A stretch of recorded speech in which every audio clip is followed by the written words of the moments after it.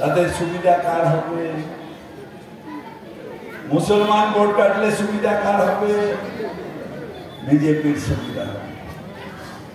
তৃণমূলের ছাড়া ক্ষমতা আছে, তুমি তো জিরো।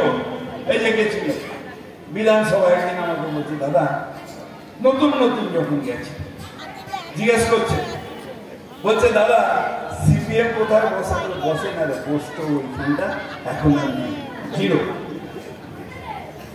সে লড়াই করবে বিজেপির সাথে, সে লড়াই করবে বিজেপির সাথে। আর এইখানকার অধীর মার্কা যারা ভেতর ভেতর আন্ডারস্ট্যান্ডিং করে বিজেপির সাথে লড়াই করবে। এখানে লড়াই যদি করে, একটাই বাপের বেটি আছে, তার নাম মমতা বন্দ্যোপাধ্যায়, যার কোনো ভয় নেই।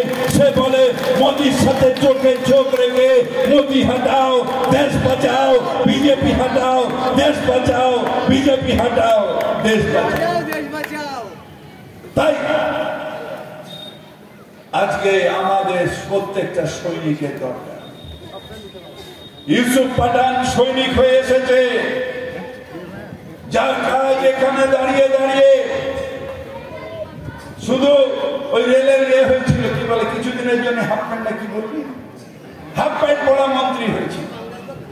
কোথায়? বহরমপুরের তো কোনো নতুন রেল এলো না, ব্রিজ হলো না, কোনো উপকার হলো না।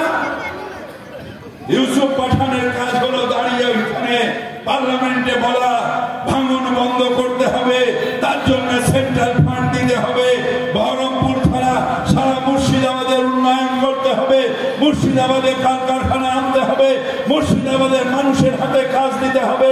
এবং এই লড়াই কেন্দ্রের বিরুদ্ধে আমরা লড়াই, সেই লড়াই লড়বে মমতা ব্যানার্জির সৈনিক ইউসুফ পাঠান।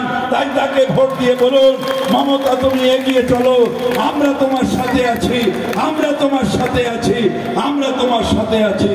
জয় হিন্দ, বন্দে মাতরম।